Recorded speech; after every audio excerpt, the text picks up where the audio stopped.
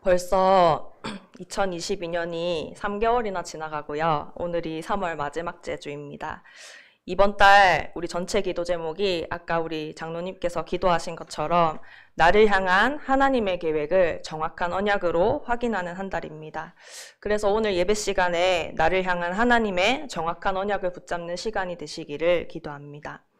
우리가 나를 향한 하나님의 계획을 정확한 언약으로 붙잡으려면 먼저 언약이 무엇인지를 알아야 합니다. 얼마 전에 저희 아버지께서 돌아가셨습니다. 아버지 상태가 위독하니까 빨리 중환자실로 오라는 그 병원에 연락을 받고 저희 어머니께서 병원에 이제 급하게 가셨습니다. 그래서 밤중에 몇 시간이나 이제 대기를 하다가 아버지가 이제 의식이 없으셔서 다시 집으로 돌아가서 조금 상태를 기다려달라, 며칠 경과를 지켜봐야 되겠다 하는 이런 상황이 왔습니다. 그래서 이제 저희 어머니가 혹시 모르니까 빨리 육지로 나왔으면 좋겠다 하고 저에게 이렇게 연락이 오셨습니다. 그래서 제가 이제 마침 육지에 나갔을 때 병원에서 위독하니까 다시 이제 오라는 연락이 왔고, 그래서 제가 이제 갔더니 아버지가 의식이 없이 중환자실에 누워 계셨습니다. 그래서 제가 이제 의식이 없이 누워 계신 아버지의 귀에다 대고 복음을 다시 전하고, 장로님이셨지만 다시 제가 영접 초청을 해서 영접 기도를 하고 축복 기도를 해드렸습니다. 그러고 저희 아버지의 숨이 멎었습니다. 그래서 감사하게 제가 아버지의 임종을 지킬 수가 있었습니다. 당연히 부모님은 저보다 인생을 앞서 사셨기 때문에 언젠가는 저보다는 먼저 가시겠지, 우리가 이렇게 막연하게 생각은 하지만 이렇게 갑자기 가시게 될 줄은 제가 몰랐습니다. 그래서 나름대로 마음의 준비를 했지만 잠깐 이러다가 또 괜찮아지시지 않을까? 이런 생각을 했는데요. 저번에도 몇 번 이런 적이 있었으니까 이렇게 생각했는데 진짜로 돌아가시게 되니까 이제는 더 이상 저희 아버지를 볼 수 없다는 사실이 참 받아들이기가 쉽지가 않았습니다. 우리의 인생을 살펴보면 내가 언제 누구를 통해서 태어나고 어떻게 살아가다가 또 내가 어느 때에 어떻게 죽게 될 것인지 이 사실을 알고 있는 사람이 단 한 명도 없습니다. 우리는 당장 1초 뒤에 1분 뒤에 어떤 일이 일어날지 모르고 한 치 앞도 모르는 인생을 살아갑니다. 우리가 인생에 어떤 일이 일어날지 미리 알았더라면 내가 태어날 집도 내가 골라서 선택하고 또 그때그때 일어날 일에 대하여 미리 대비하고 막았을 텐데 그럴 수가 없습니다. 그런데 전 세계에서 유일하게 어떤 한 사람에 대해서 어떻게 태어나고 어떻게 살다가 어떻게 죽을 것인지 약속되어 있는 책이 있습니다. 그것이 바로 오늘 저와 여러분이 가지고 있는 이 성경책입니다. 성경은 전 세계 베스트셀러 1위로요. 약 39억 부 이상이 판매가 되었고 2,000개 이상의 언어와 방언으로 번역되었으며 또 40여 명의 저자에 의해서 1600년에 걸쳐서 기록되었습니다. 이 성경은 구약 39권 그리고 신약 27권으로 총 66권의 책이 한 권으로 묶여 있습니다. 이 구약과 신약을 영어로 말했을 때 올드 테스터먼트, 뉴 테스터먼트라고 하는데 여기에서 말하는 테스터먼트는 증언, 유언이라는 뜻인데요. 성경에서는 약속이 적힌 증명서라는 뜻입니다. 이 증명서에는 어떤 약속이 기록되어 있습니까? 요한복음 5장 39절입니다. 너희가 성경에서 영생을 얻는 줄 생각하고 성경을 연구하거니와 이 성경이 곧 내게 대하여 증언하는 것이니라. 그리고 요한복음 20장 31절에도 보시면 오직 이것을 기록함은 너희로 예수께서 하나님의 아들 그리스도이심을 믿게 하려 함이요 또 너희로 믿고 그 이름을 힘입어 생명을 얻게 하려 함이니라. 아멘. 이것이 바로 성경이 기록된 목적이고 이 약속을 바로 언약이라고 합니다. 방금 약속이 적힌 증명서라는 말씀을 드렸는데요. 증명서라 했을 때 이게 계약인가? 라는 생각이 드는데 언약은 계약과 비슷해 보이지만 본질적으로는 그 의미가 다릅니다. 계약이라는 것은 당사자들이 이해관계를 조건으로 하여서 약속하고 맺는 관계입니다. 그래서 계약은 존중되어야 하고 지켜져야 마땅하지만 파기하는 경우에는 손해를 배상하면 쉽게 해지할 수 있습니다. 그래서 이 계약에는 오직 이해관계의 득과 실만 있을 뿐입니다. 하지만 성경에서 말하는 언약은 본질적으로 사랑의 신뢰와 순종을 조건으로 하여 약속하고 맺는 관계로서 피로써 맺어지는 사랑의 결속, 사랑의 약속입니다. 하나님께서 저와 여러분을 위해 피로 맺은 사랑의 약속이 무엇입니까? 바로 예수 그리스도께서 십자가에서 피 흘린 사건입니다. 왜 이런 고난을 예수님이 당하셨을까요? 바로 모든 사람에게 와 있는 12가지 문제를 해결하기 위함입니다.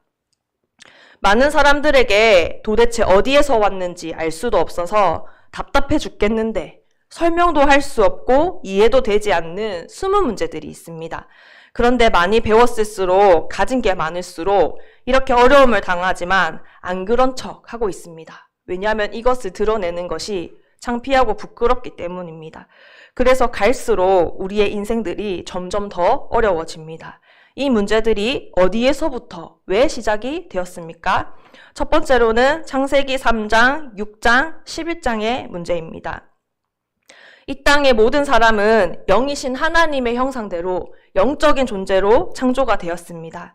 그런데 사탄이라고 하는 영적 흑암 존재에게 속아서 하나님과의 약속을 깨뜨리고 하나님을 떠나게 된 원죄 사건 이후로 우리 인간들은 스스로 해결할 수 없는 불행 속에 빠지게 되었습니다. 사단이 뱀 속에 들어가서 하와를 속일 때 이 선악과를 먹으면 네 눈이 밝아져서 하나님과 같이 될 것이고 또 선악을 판단하게 될 것이다 라고 거짓말을 했습니다.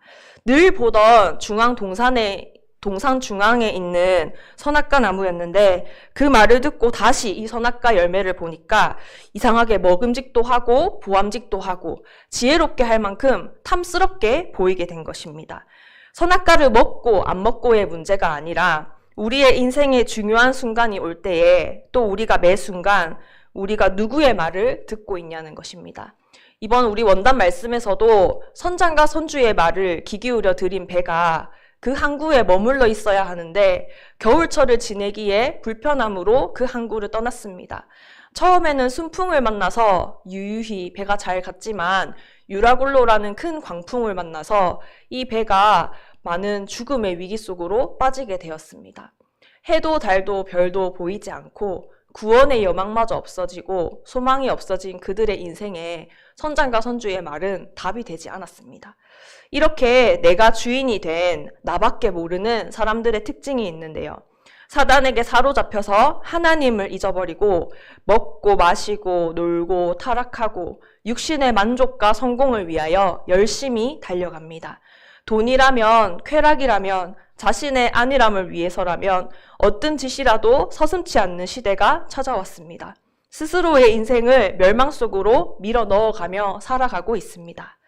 이렇게 개인도 나라도 자기의 이익과 성공을 위해서라면 서슴없이 거짓말을 하고 다른 사람들을 끌어내리고 또 과거의 역사마저 부인하며 양심이란 성공의 걸림돌이 되어버렸습니다. 돈만 있으면 다 된다고 생각하고 그렇게 말합니다. 인간의 이성이 성공이라는 바벨탑 앞에 다 마비되었습니다. 그러나 성공한 사람들의 성공 이유를 잘 살펴보시기 바랍니다. 자신이 감당하지 못할 큰 행운을 얻은 사람들은 그 성운을 컨트롤하지 못하고 결국에는 그 성공이 그 사람의 인생의 저주의 통로가 되어버립니다. 두 번째로는 사도행전 13장, 16장, 19장의 문제입니다. 이번 대통령 선거 당선인께서 지금 청와대를 용산으로 옮기려고 하신다는 기사를 제가 봤습니다. 대통령이 한번 움직이시면 경호 때문에 온 일대가 마비되어서 용산 주민분들이 교통 문제로 반대하시는 분들도 있다고 합니다. 그런데 그 기사의 댓글을 보니까 왜 갑자기 잘 있던 청와대를 옮기려고 하겠냐. 옮기라고 시킨 누군가가 있었겠지 하는 댓글을 봤습니다. 제가 이 당선인과 잘 알고 지내는 사이가 아니라서 그 사실이 진짜인지 아닌지는 제가 확인을 못했습니다. 그런데 이것과 비슷한 내용이 성경에도 나옵니다. 사도행전 13장에 보시면 그 지역을 다스리던 총독이 있었는데 마술사 엘루마라는 사람이 이 총독과 가까이 지냈습니다. 그래서 하나님의 말씀을 듣지 못하게 힘을 썼던 것처럼 지금도 이렇게 세상이 발전하고 첨단 과학 시대를 우리가 살아가고 있는데도 많은 성공자들과 지성인들이 하나님을 부인하고 저주하는 여러 가지 종교들을 따라가고 있습니다. 그리고 사도행전 16장에 보시면 귀신 들린 여종의 얘기가 나옵니다. 이 여종에게 붙었던 귀신을 쫓아내자 더 이상 돈을 못 벌게 된 그 여종의 주인들이 이 바울을 고발하고 그 여종이 치유받게 된 것은 전혀 기뻐하지 않았습니다. 이렇게 지금도 귀신 들린 무속인의 수가 날로 증가하고 있습니다. 그리고 사도행전 19장에 보시면 바울에게서 그리스도의 능력이 나타나는 것을 보고 많은 사람들이 예수님의 이름으로 바울의 흉내를 냈습니다. 그래서 바울이 전하는 예수 이름으로 명하노니 귀신아 떠나가라 이렇게 했더니 그 귀신 들린 사람이 내가 바울도 알고 예수도 아는데 너는 누구냐 하면서 이 사람을 덮쳤습니다. 이런 사건들로 인해서 그 지역을 사로잡고 있던 종교인들이 갖고 있던 책들을 다 불태웠는데 그 값이 은 5만이나 되었다고 합니다. 이 말이 무슨 말이냐면 문화라는 교묘한 가면을 쓰고 사회의 각 계층을 이 우상들이 유혹하고 있다는 것입니다. 해결되지 않는 인간의 불안함과 공허함을 종교, 무속, 점술, 우상 문화로 해결해 보려고 집착하지만 개인과 가정과 사회가 점점 더 무너지고 있습니다. 세 번째로는 우리의 운명 6가지 문제입니다. 이 문제는 누구의 잘못도 아닙니다. 이 불행을 가져다 준 장본인이 있는데 이 사실을 모르고 살아가기 때문에 이해할 수 없는 재앙이 우리의 인생에 계속되는 것입니다. 옛날보다 훨씬 많이 배우고 가지고 발전된 시대를 살아가는데 왜 이렇게 사람들이 종교를 많이 가지고 우리를 유혹하는 것들이 많습니까? 그만큼 사람들이 불안과 방황 속에 살고 있기 때문입니다. 어제도 제가 밤에 잠을 못 잤습니다. 그 이유가 뭐냐면 어젯밤에 제가 전화를 한 통 받았습니다. 제가 육지에서 잘 알고 지내던 한 분이 전화가 오셨는데 자기가 너무 힘들어서 자기를 위해서 기도를 해달라고 연락이 왔습니다. 제가 무슨 일인가 싶어서 그분에게 전화를 드렸더니 너무 힘들어서 죽고 싶은데 이거를 말할 수 있는 사람이 아무도 없고 생각나는 사람이 저밖에 없어서 저에게 연락을 했다고 합니다. 그래서 뭐 때문에 힘드냐 이렇게 여쭤봤더니 지금 자기에게 우울증이 찾아온 것 같은데 가족들에게도 말해봤자 기도하라는 말밖에 더 하겠냐. 왜냐면 이분이 모태신앙이거든요. 그런데 이분이 교회를 오래 다녔음에도 자기가 가지고 있는 이 복음이 어떤 복음인지를 놓치니까 당연히 지금 예배 생활도 안 되시고 있고요. 그래서 너무 스트레스를 받아서 힘들 때 정신을 차려보니까 자기도 모르게 칼을 사서 팔을 긋고 있었다고 합니다. 그래서 이렇게 계속 살다가는 매일 죽고 싶다는 생각을 계속 하다가는 내가 어떻게 될지 모르겠다. 그런데 너무 무섭고 힘든데 이것을 말할 사람도 없고 내 인생이 뭔가 달라질 것 같지 않다 하면서 이렇게 연락이 오셨습니다. 우리가 잘 먹고 잘 사는데도 왜 평안하지 않습니까? 날이 갈수록 정신문제와 우울증, 조울증, 공황장애들이 점점 늘어갑니다. 그리고 우리가 길을 가다 보면은 병원과 약국이 참 많이 있습니다. 과학과 의학과 정신세계도 발전한다고 하는데 우리의 이 육신의 질병은 이미 그 수요를 넘어서고 있습니다. 또 천국과 지옥이 없다면 천만다행입니다. 그런데 만약에 천국과 지옥이 있다면 죽고 나서 우리의 인생은 어떻게 되는 것입니까? 미래와 죽음 이후의 세계에 대한 불안은 도대체 우리에게 무엇을 말해주고 있는 것입니까? 그리고 왜 저주와 질병도 대물림 됩니까? 이것을 계속 유전이니까, 가족력이니까, 우연이다 이렇게라고만 말할 수 있습니까? 우리의 자녀들에게 이런 불행의 유산이 계속 대물림된다면 우리는 어떻게 해야 되겠습니까? 예전에 제가 어릴 때 저희 엄마에게 크게 혼이 난 적이 한 번 있었는데 친구 얘기를 듣고 그것을 저희 엄마에게 전달을 했다가 제가 한 번 혼이 났습니다. 그에게 무슨 얘기였냐면 엄마, 이혼이 뭐야? 제가 되게 어릴 때 엄마한테 여쭤봤는데요. 엄마, 내 친구 누구 엄마 아빠가 이혼했대.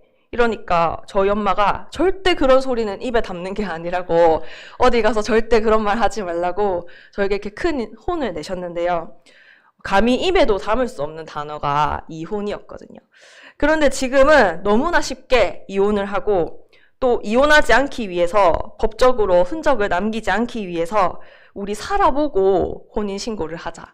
이렇게 말하는 세상이 왔습니다.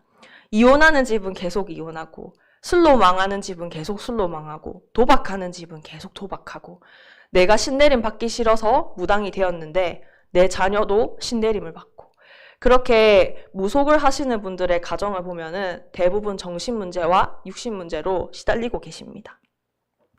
우리가 이 문제들에서 도대체 어떻게 빠져나올 수가 있습니까? 우리가 병이 낫고 싶다면 먼저 내가 병에 걸렸음을 인지하고 인정해야 합니다. 그리고 내 병에 알맞는 과에 찾아가서 진료를 받아야 됩니다. 우리가 감기에 걸리면 내과나 이비인후과, 소아과로 가야지 산부인과에 가면 안 됩니다. 우리가 아플 때는 의사 선생님을 찾아가야지 경찰이나 소방관들에게 찾아가면 안 됩니다. 우리의 인생에 문제가 생겼을 때는 이 천지 만물을 창조하시고 나를 만드신 하나님을 만나야 합니다. 그리고 이분과 언약을 맺어야 합니다. 구약 시대에서는 하나님께서 언약을 맺으실 때 행하시는 의식이 있었습니다. 그게 바로 재물을 둘로 쪼개라는 것입니다. 제사장이 우리의 모든 죄를 이 수량과 수염소 또 비둘기 같은 이런 짐승들에 전가하여서 조각을 내서 피를 다 뽑고 이 재물을 불로 태웠습니다. 그러면 이 짐승이 우리의 죄를 대신하여 우리의 죄가 용서를 받았습니다.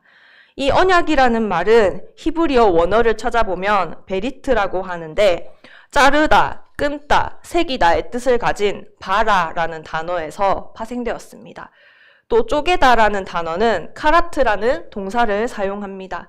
그래서 이 카라트라는 단어에서 자르다라는 영어인 cut라는 단어가 나왔습니다. 그래서 영어로 언약을 맺다가 to cut the covenant라고 번역을 합니다. 재물을 쪼개는 것은 언약을 파기하는 경우에 반드시 죽게 된다는 뜻을 내포하고 있습니다. 이것이 성경 창세기 2장 17절에 보면은 이 선악과를 먹는 날에는 네가 반드시 죽으리라 하는 이 언약과 통하는 내용입니다. 그런데 이 쪼개진 재물들 사이로 횃불이 지나간 것은 바로 횃불 가운데 자신을 나타내신 하나님께서 그 언약에 대하여 전적으로 책임을 지신다는 것을 의미했습니다. 여러분들이 다들 잘 알고 계시는 창세기에 보면은 이삭이 하나님 앞에 제물로 바쳐진 사건이 나옵니다. 이 아브라함이 이 이삭을 죽이려고 할 때에 하나님은 이삭 대신에 수량을 준비하셔서 이 이삭이 그 수량이 죽는 거를 보고 와, 나 대신에 수량이 내 모든 죄를 다 담당했구나. 여기에서 그리스도의 비밀을 발견하게 되었습니다. 하나님은 언약을 주시고 이 언약을 친히 성취하시기 위해서 친히 제물까지도 준비하시는 분입니다. 하나님이 우리에게 준비하신 최고의 제물은 바로 하나님 당신이요. 그의 유일하신 아들인 예수 그리스도를 영원한 속죄 제물로 내어주셔서 우리의 모든 죄에 대한 저주와 형벌을 죽음을 당하게 하시고 자기의 사랑을 확증하셨습니다. 로마서 5장 8절에 보시면 우리가 아직 죄인 되었을 때에 그리스도께서 우리를 위하여 죽으심으로 하나님께서 우리를 향한 자신의 사랑을 확증하셨느니라. 그리고 히브리서 9장 26절에도 보시면 그리하면 그가 세상을 창조한 때부터 자주 고난을 받았어야 할 것이로되 이제 자기를 단번에 제물로 드려 죄가 없이 하시려고 세상 끝에 나타나셨느니라. 그래서 우리가 언약을 붙잡는다 했을 때 이 그리스도께서 바로 우리가 붙잡아야 할 언약의 실체이시고 언약의 성취자이시며 하나님과 멀어진 우리 사이의 중보자, 하나님 만나는 길이 되어주셨고 이 사탄의 모든 권세를 무너뜨리고 부활하시고 승리하셔서 지금 우리와 항상 함께하고 계신 것입니다. 그래서 이 언약의 핵심이 바로 그리스도이기 때문에 이 예언이 되어 있는 것입니다. 창세기 3장 15절에 보시면 여자의 후손이 뱀의 머리를 상하게 할 것이라 약속하셨습니다. 사람의 방법으로는 절대 우리의 문제가 해결되지 않기 때문에 하나님의 방법으로 직접 하나님이 우리를 찾아오신 것입니다. 이사야서 7장 14절에도 보시면은 처녀가 잉태하여 아들을 낳을 것이요 그 이름을 임마누엘이라 하리라 약속하셨습니다. 이 예언의 약속이 신약의 성취가 되었는데요. 마태복음 1장에도 보시면 보라 처녀가 잉태하여 아들을 낳을 것이요 그 이름을 임마누엘이라 하리라. 이 이름을 번역한즉 하나님이 우리와 함께 계시다 함이니라. 이 예수님의 이름의 뜻은 자기 백성을 저들의 죄에서 구원할 자라는 뜻이고 이 그리스도는 기름 부음 받은 자라는 뜻입니다.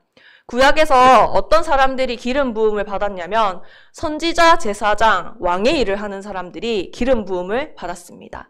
길이 없는 문제에 길을 만드는 참 선지자. 우리의 인생에 무엇이 진짜 문제이고 진짜 답인지를 말해주는 사람이 바로 선지자였습니다.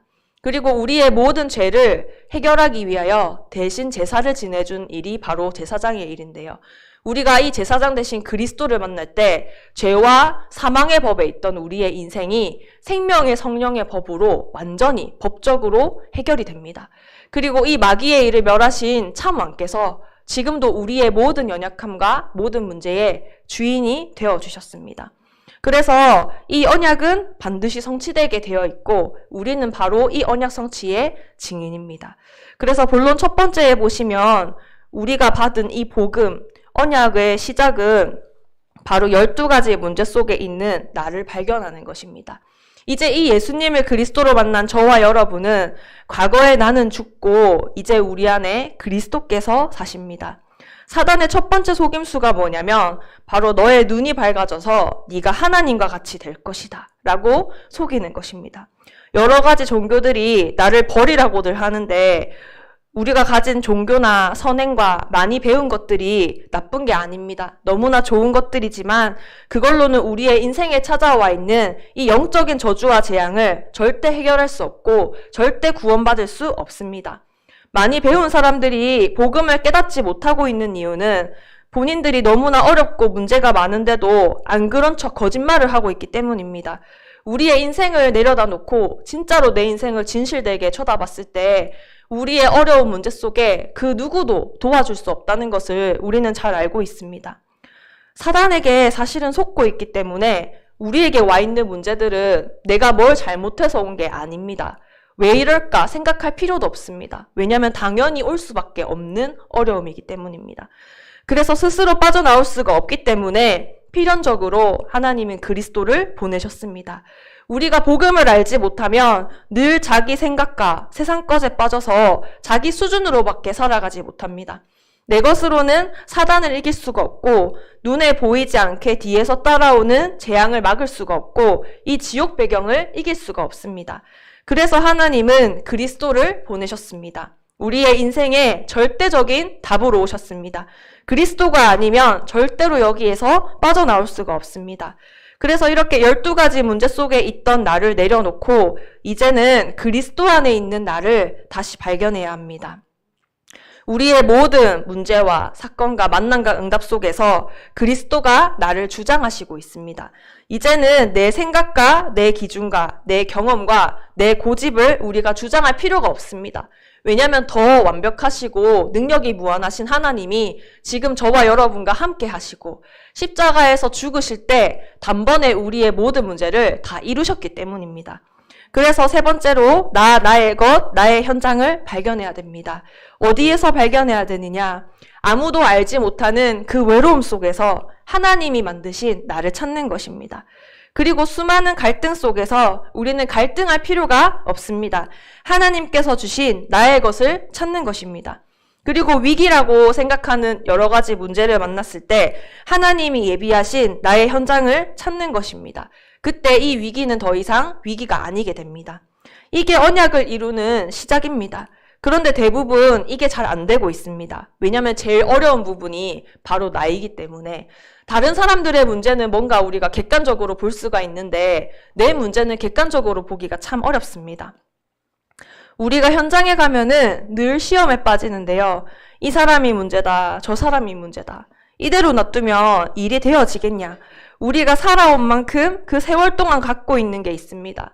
바로 오래된 상처와 원망과 경험과 염려입니다. 이것을 우리의 마음속 깊은 곳에 보관하고 있는데 심지어 남들에게 말도 안 합니다. 또 반대로 기도는 하지 않는데 친구에게는 밤새도록 나의 어려운 얘기를 털어놓습니다. 답답하면 이렇게 우리가 말을 할 수도 있지만 진짜 어려울 때는 내가 사랑하는 이 친구도 가족도 나에게 더 이상 아무런 도움이 되지 않는다는 것을 여러분도 잘 알고 계실 겁니다. 어제 저한테 전화 오신 분이 저한테 그렇게 말씀하셨어요. 매일마다 죽고 싶은 생각이 계속 드니까 가족들한테 미안해서 자꾸 가족들에게 뭔가를 사주게 된다.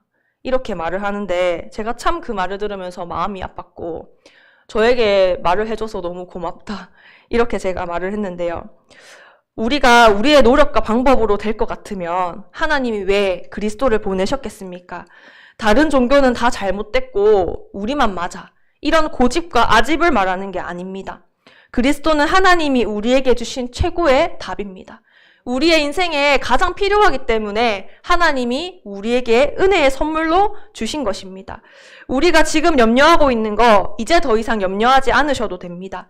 우리가 함께 하시는 이 하나님은 그 정도로 능력이 없으신 분이 아니시고 우리가 가진 이 복음은 정말로 굉장한 것입니다. 나의 고민이 아무리 클지라도 절대 그리스도를 능가할 수 없습니다. 우리가 설마 병에 걸렸다 하더라도 이길 수 있습니다. 하나님이 역사하시면 반드시 재창조의 역사가 일어나기 때문입니다.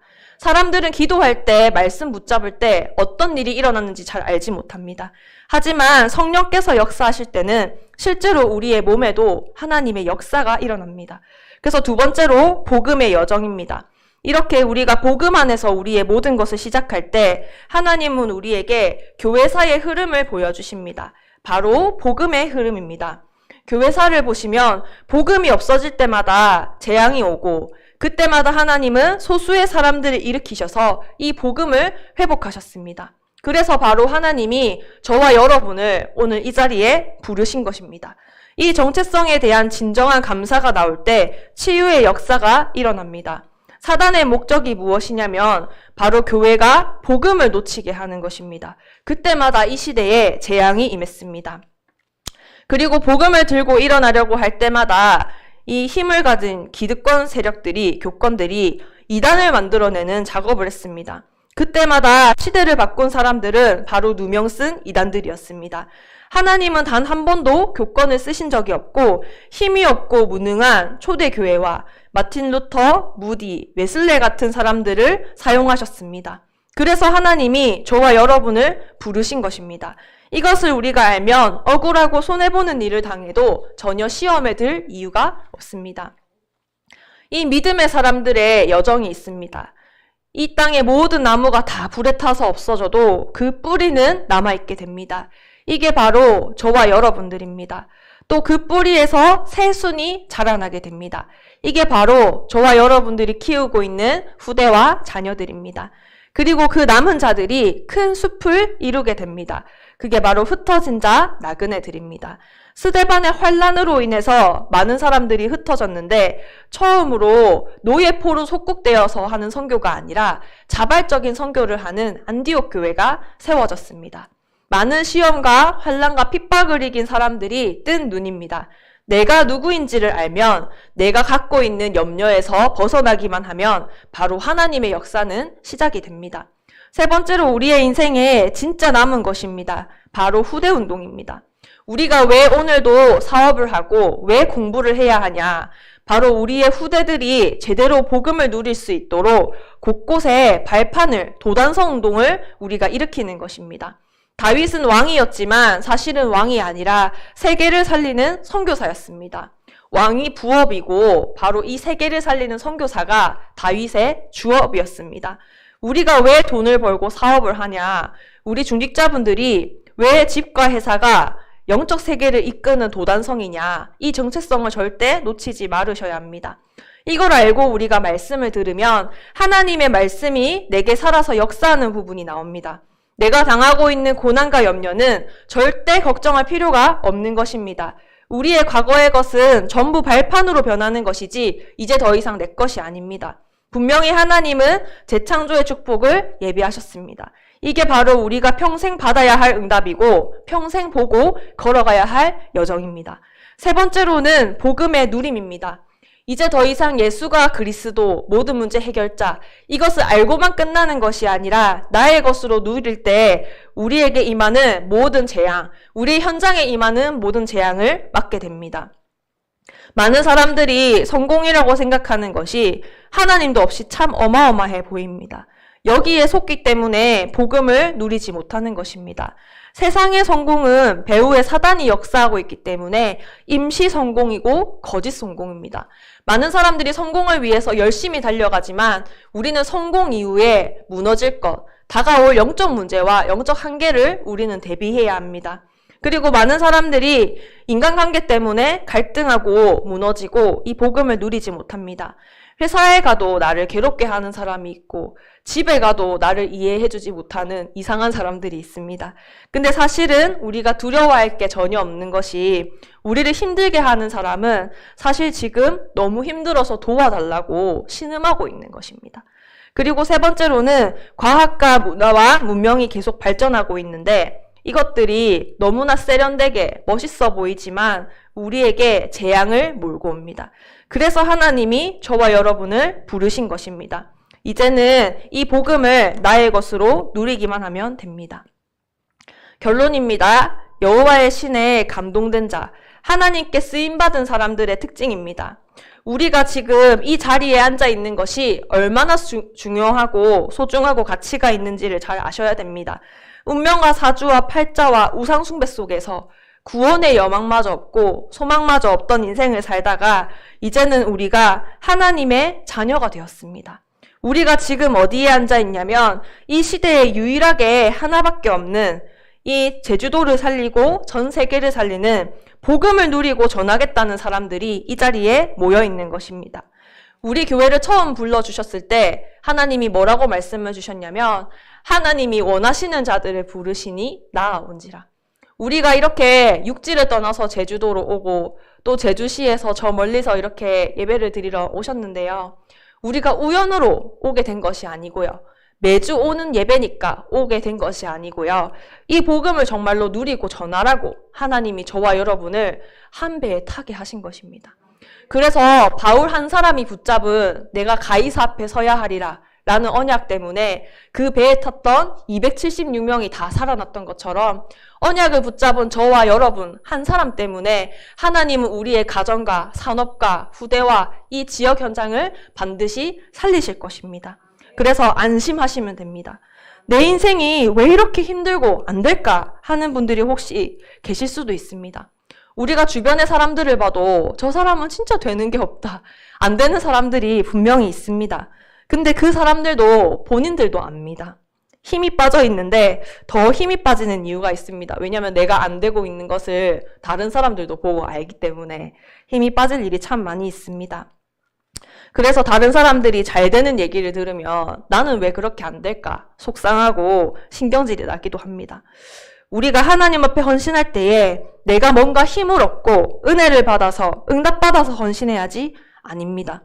우리가 우리에게 주신 이 복음과 언약에 집중할 때에 하나님이 주신 이 강단의 말씀에 집중할 때에 하나님이 역사하시는 것입니다. 우리는 더 이상 불신자가 아닙니다. 불신자처럼 성공해서 그걸로 주를 섬기는 게 아닙니다. 하나님의 말씀 속에 들어갈 때 성령께서 역사하십니다. 비록 목사님과 제가 강단에서 사람이 말씀을 전하지만 여러분의 문제를 목사님이 해결해 주실 수 없습니다. 바로 하나님이 해결해 주시는 것입니다. 왜냐하면 우리는 하나님의 형상으로 만들어진 영적인 존재이기 때문에 그 어떤 것도 우리에게 답이 되지 않습니다. 그래서 무조건 강단의 말씀만 붙잡으면 승리하는데 이 말씀을 듣지 않고 계속 선장과 선주, 사람의 말만 듣습니다. 그래서 특별히 우리가 참고해야 될 것이 뭐냐면 안 되는 사람들을 보면 안 되는 사람과 친합니다. 불신앙하는 사람들은 불신앙하는 사람과 친합니다. 그런데 성령의 인도를 받는 사람들은 성령의 인도를 받는 사람들과 가까이 합니다. 그리고 전도와 선교와 후대운동 속에 있는 사람들은 전도와 선교와 후대운동 속에 있는 사람들과 소통합니다. 그래서 이번 한 주간 사람의 말을 귀 기울이지 마시고 나의 경험을 되돌아보지 마시고 하나님이 주신 말씀에 집중하는 은혜가 있으시기를 기도합니다. 진짜 하나님의 역사 속으로 들어간다면 안 되는 사람일수록 유리합니다. 문제가 클수록 하나님이 더 크게 역사하십니다. 마가다락방에 모인 사람들은 진짜로 안 되고 부족한 사람들이었습니다. 그때 되는 사람들은 다 마가다락방에 모이지 않고 도망갔습니다. 안 되는 사람들이 언약 잡고 모였을 때 성령께서 역사하셔서 그 누구도 해내지 못하는 일을 해냈습니다. 이들을 통하여 시대와 현장에 변화가 왔습니다. 그래서 우리는 두려울 게 없습니다. 왜냐하면 언약을 붙잡을 때 어떤 능력자도 못하는 일이 우리를 통해서 반드시 일어날 것이기 때문입니다. 그래서 우리가 말씀을 들을 때도, 기도를 할 때도, 찬양을 할 때도, 헌금을 할 때도 우리는 기도 속에서 제주복음화와 세계복음화의 언약을 붙잡고 해야 합니다. 우리가 교회에 와서 어떤 말씀이 나오는지 알면 안 됩니다. 토요일에 항상 미리 주보가 올라오는데요. 어떤 말씀이 나올지 주보에 나오는 글들도 한번 미리 읽어보시고 성경 구절도 미리 찾아서 읽어보시고 또 찬양의 가사도 한번 먼저 읽어보시고 광고도 미리 보셔서 내가 하나님을 위하여 헌신하고 참여할 수 있는 게 뭔지 확인해 보시기 바랍니다. 그리고 헌금도 교회에 오셔서 봉투를 허겁지겁 찾으시면 빛의 경제는 조금 시간이 걸립니다. 그래서 정말로 하나님의 말씀을 붙잡고 한 번밖에 없는 소중한 나의 인생이 이제는 서러운 인생 살지 않고 하나님이 가장 기뻐하시는 복음 누리고 복음 전하는 일에 나를 사용하여 주시옵소서. 하나님의 언약 속에서 치유되고 승리하고 정복하는 응답의 한 주간이 되시기를 기도합니다. 이 시간 받은 말씀 가지고 합심으로 기도하겠습니다. 사람의 힘과 노력과 방법으로 해결할 수 없는 12가지 문제에서 하나님이 우리를 구원해 주시고 이제는 이 복음을 증거할 전도자의 여정을 우리에게 걷게 하셨습니다. 우리의 모든 문제의 해결은 바로 이 그리스도 언약 안에서 시작하는 것입니다. 이번 한 주간 하나님의 영으로 충분하고 감동하게 하사 우리를 통하여 가정과 가문과 후대와 산업과 이 지역 현장이 살아나는 생명운동의 문이 열리게 하여 주시옵소서. 합심으로 기도하겠습니다.